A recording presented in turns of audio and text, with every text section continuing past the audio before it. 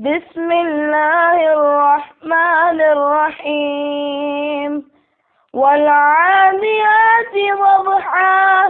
فالموريات قدحا فالمغيرات صبحا فأثرن به نقعا فوسطن به جمعا إن الإنسان لربه لكنود وإنه على ذلك لشهيد وإنه لحب الخير لشديد أفلا يعلم إذا بعثر ما في القبور